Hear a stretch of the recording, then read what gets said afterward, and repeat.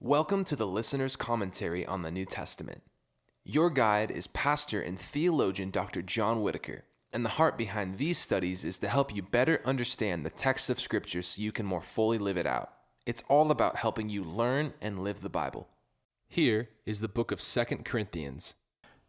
All right, my name is John, and welcome to the Listener's Commentary on 2 Corinthians. The Listener's Commentary is a listener-supported, crowd-funded Bible teaching ministry that's made possible by the support of people just like you. What that means is if you're listening to this commentary on 2 Corinthians, the reason you're able to do that is because a ton of people give whatever they can afford so that this commentary, 2 Corinthians and all the others, can be available at no charge.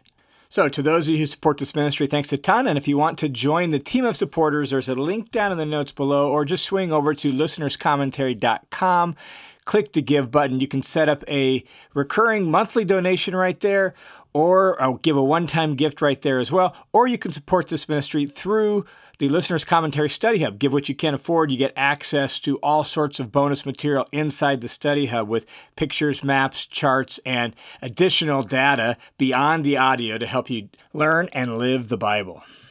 All right, let's jump into 2 Corinthians. And in this recording, we're going to look at the backstory, and that's critical for understanding 2 Corinthians. 2 Corinthians is the most autobiographical letter of the Apostle Paul that we have in the New Testament. And that means there's just a ton of backstory behind it and a lot of details that are just assumed about Paul's relationship with the Corinthians and their relationship with Paul and interactions they have had. All of what is just assumed in the writing of this letter.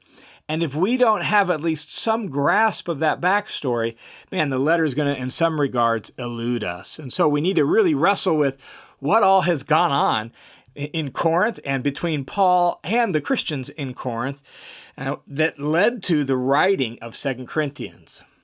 And just acknowledging that reminds us that when we're reading the letters of the New Testament, we're reading somebody else's mail.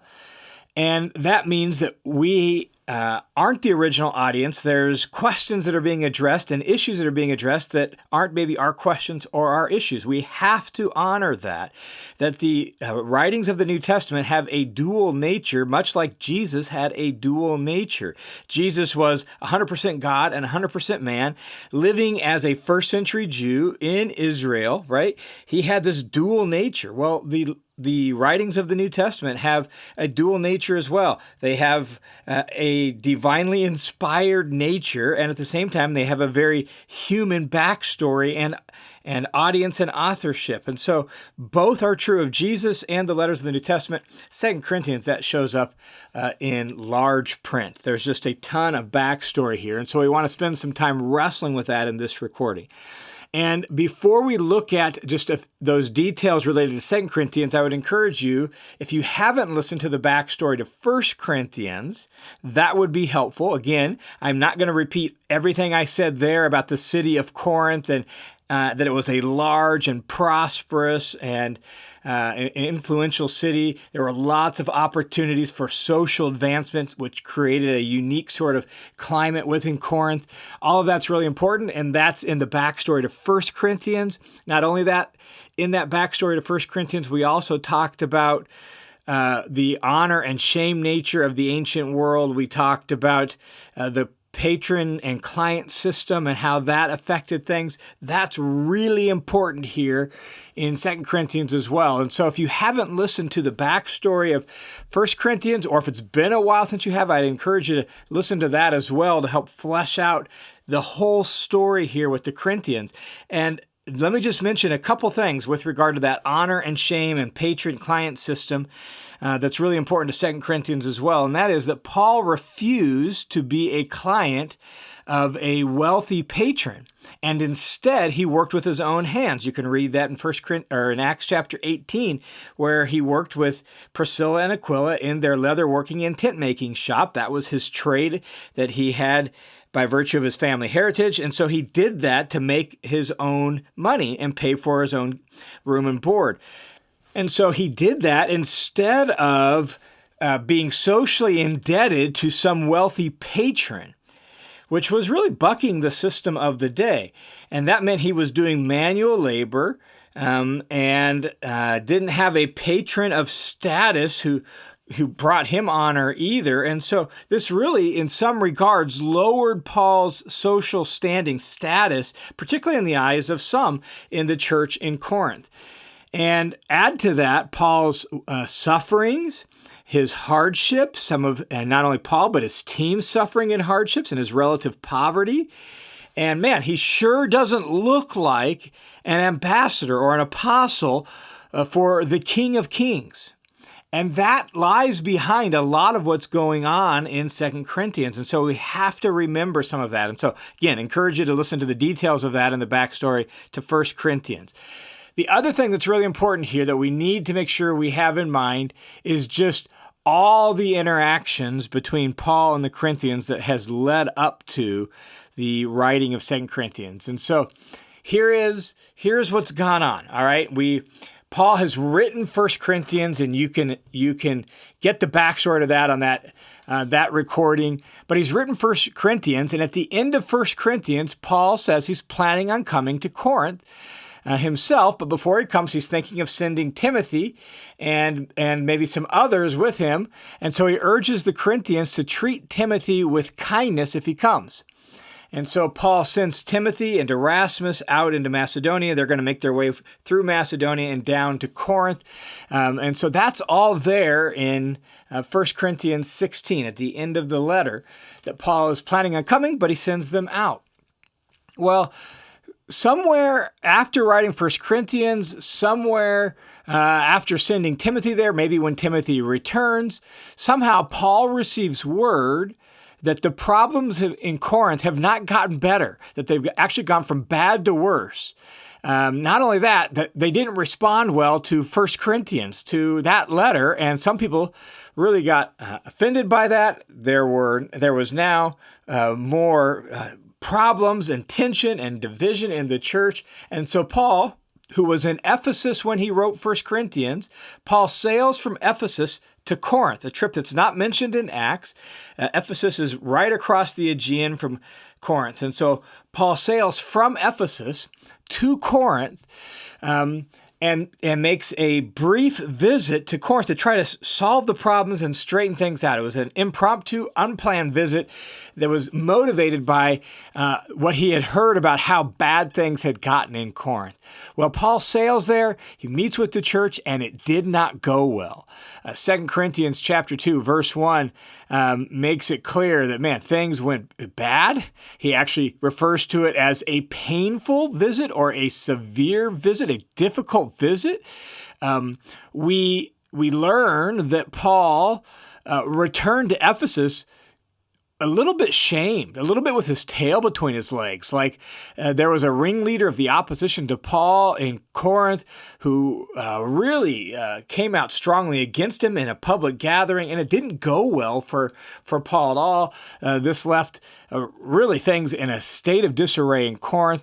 And so Paul actually writes another letter that we don't have access to, what he calls the severe letter. He writes a painful, hard, severe letter challenging the Corinthians and sends it back to them. And he sends that, it seems like, with Titus. And he describes it as a letter he sent with much sorrow. You can, again, read that in 2 Corinthians chapter 2, verses 3 and 9. And this then led to a complete change of plans on Paul's part. This impromptu trip, this now severe letter sent over with Titus. And so Paul has decided now he's not going to go to Corinth for a while. And so now he changes his plans and when he's going to visit them. And all this change of itinerary and plans, that created problems in the Corinthians' mind too. Some saw that as Paul being fickle and speaking out of both sides of his mouth. So the conflict, Paul's relationship with the Corinthians is deteriorating. This severe letter was harsh and full of much sorrow. And when Paul sent the severe letter, he seems to have arranged to meet Titus at Troas. And so Paul, back in Ephesus, sends this letter does ministry in Ephesus for a while, leaves Ephesus to head to Troas where he's arranged to meet Titus. But Titus doesn't show.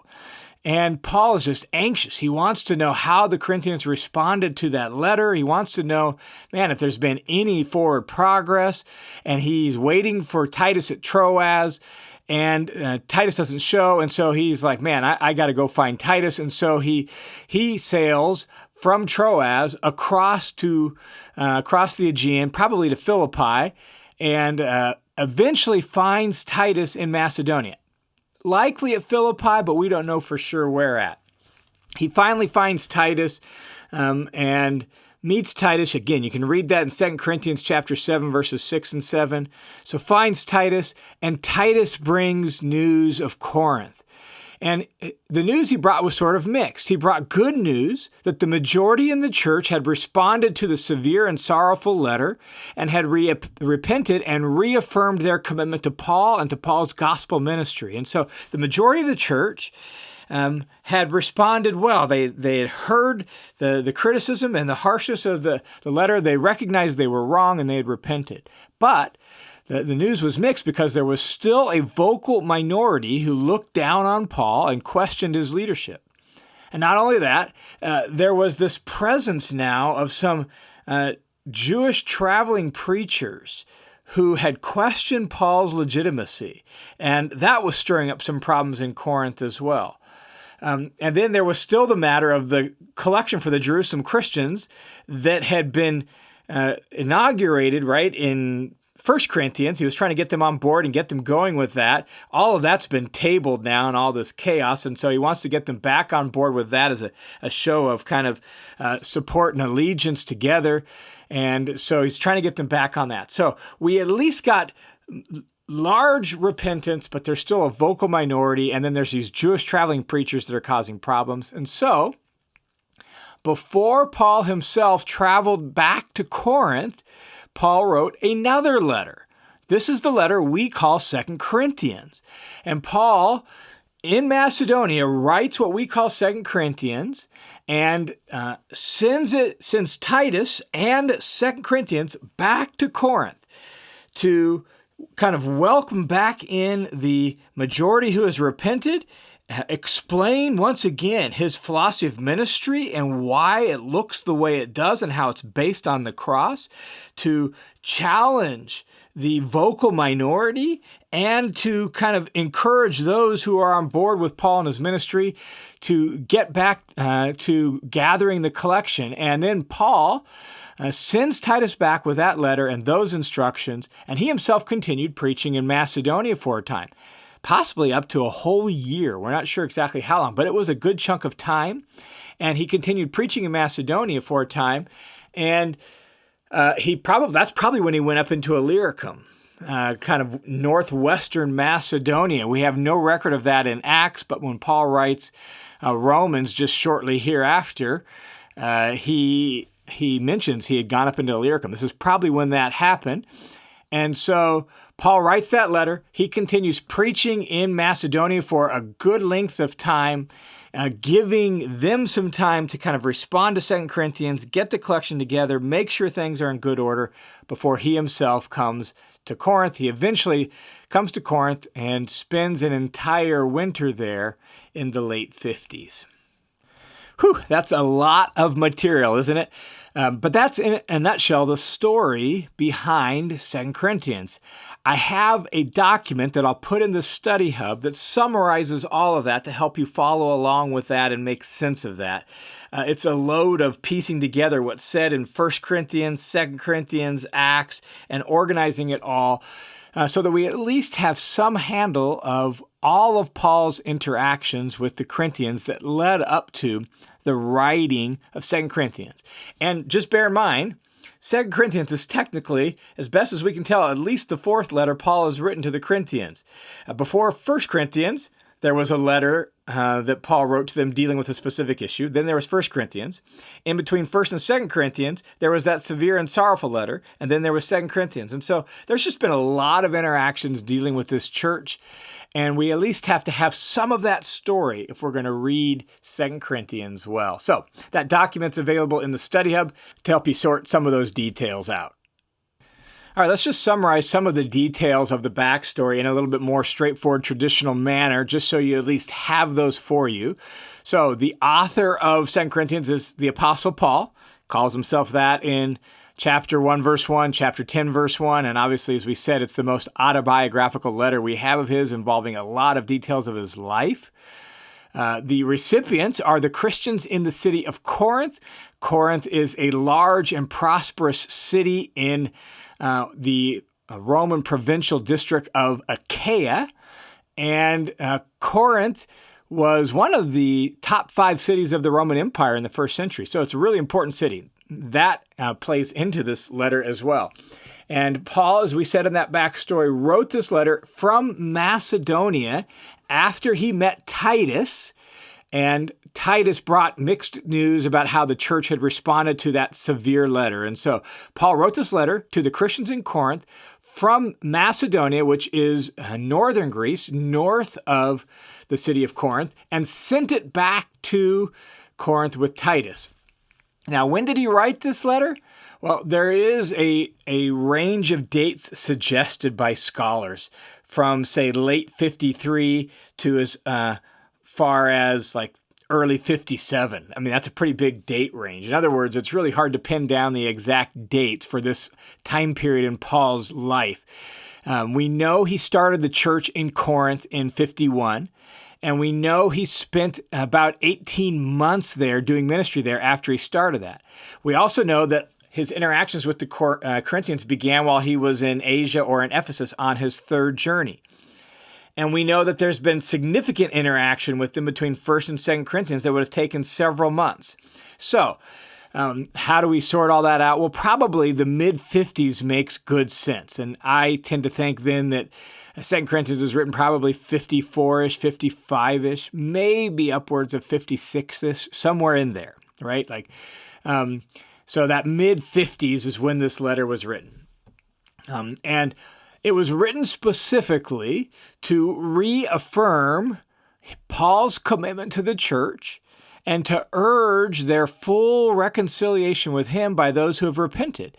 So those who have repented and responded to that severe, sorrowful letter, Paul writes this letter with the hope of really basically affirming his commitment to them and urging that they just fully reconcile themselves to him and that they understand. He wants them to understand his approach to ministry. Why does his ministry look so lowly? Why is there so much hardship, suffering, and self-emptying? Paul explains all of that in this letter, and it gives us incredible insight into Paul's philosophy of ministry and teaches us a ton about how we should view our life and our relationships and the way we pour ourselves out for the sake of Jesus and his kingdom as well. But it also means a lot of what Paul says is about himself and his ministry team. And so we have to be careful in how we take what he says about himself and his ministry team and apply that to ourselves. So we're going to have to think all that through as we wrestle with this letter. And so 2 Corinthians really shows us Paul's theology of ministry and why his ministry looks the way it does. Even though it's countercultural and apparently weak. Why is that? I mean, how could that be a ministry of a glorious king like Jesus if it's so weak? Not only that, 2 Corinthians also calls them, that repentant minority or majority, it calls them to recommit to the collection for the Jerusalem Christians that they had promised to get involved in earlier before all this chaos ensued. And so he calls them to recommit to that. And then finally, this letter calls that vocal minority to mend their ways, challenges them to reject the intruders, who he almost kind of seemingly sarcastically refers to as the super apostles, those what appear to be Jewish itinerant preachers that have come in and stirred up this vocal minority against Paul. And Paul calls them to reject them, and reject their influence and mend their ways and return to Paul. And so it's this complex web of relationships that makes 2 Corinthians feel a bit erratic. You've got a vocal minority, a repentant majority. You've got these people who have come in from the outside who are stirring up trouble. And so Paul's got all of these different groups of people in mind as he writes the letter. And so he's fully aware of his position under God as an apostle. And he's thinking about the majority who have pledged their support to him. But he's also aware of the minority who are opposed to him or question him. And then he's aware of those kind of people who've come in from the outside, and all of those relationships affects what Paul says and how he says it in this letter. And so sometimes it feels a little bit erratic in how the letter works. So let me just give a quick overview of the letter so we at least have a map for how we want to read the letter, and then we will wrap up our backstory. There are three distinct parts to 2 Corinthians. First part is chapters 1 through 7. And the focus of these chapters is on Paul's ministry and his relationship with the Corinthians. And here we get a ton of insight into how Paul approached his ministry and why he approached it that way. And this section is really dense, it's complex, and it's hard to totally understand all the relationships. Some even see it as like a giant chiasm, like this cross-shaped structure, possible. But that's all one big chunk, chapters 1 through 7, focused on Paul's ministry and his relationship with the Corinthians. Then you get chapters 8 and 9, very distinct section that focuses on the collection for the Jerusalem saints. And here we get Paul's insight into his kind of approach to giving and stewardship and why he's doing this collection. Then you get a third section, chapters 10 through 13, and the focus is on those who still oppose Paul and on those outsiders who have come in and stirred up some of the trouble. And the tone in chapters 10 through 13 radically changes. Some of the themes in theology are from chapters 1 through 7 are now applied specifically to those who oppose Paul and his ministry. And so here we get insight into Paul's self-understanding of his apostolic authority, including how he'd prefer to use it, and not harshly, but how he will use it if necessary when he comes. He talks about that.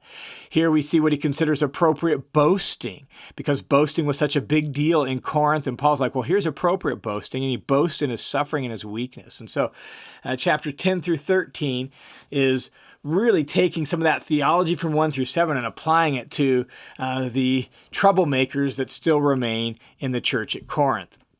Now, one of the well-known issues in 2 Corinthians is the unity of the letter. Many have questioned the unity, saying, especially concerning chapters 10 through 13, saying, man, that seems like a whole separate letter. Maybe that's the severe letter or whatever else it is. And the problem is there's just no evidence of 2 Corinthians ever being anything other than what it is, one letter. And so any attempts to offer reconstructions of the contents as pasting together 2 or 3 different letters is like pure speculation. And personally, I think those who question its unity way overstate the case. Yes, there are distinct parts to the letter, those 3 distinct parts I just mentioned. Yes, the tone changes in chapter 10. But no, the parts and the tone aren't so different that it can't possibly be one letter, as some people say. This is Paul's most autobiographical letter. It's incredibly personal. And that provides both challenges for us in understanding and applying it, but if we'll do the work to hear Paul well, and we'll do the work of theological reflection, 2 Corinthians speaks a powerful message that we desperately need to hear in our day. In our day and age of celebrity pastors and Instagram influencers and health and wealth ministries and all of that, they had kind of some inkling towards the same sorts of things in their day as well, and Paul's approach to ministry challenges that in a very powerful way. So, as we enter into this letter, let's enter in with humility, and let's do the hard work of understanding Paul and his approach to ministry, and wrestle with what is the overall message of 2 Corinthians for us? How does it challenge our approach to life and ministry?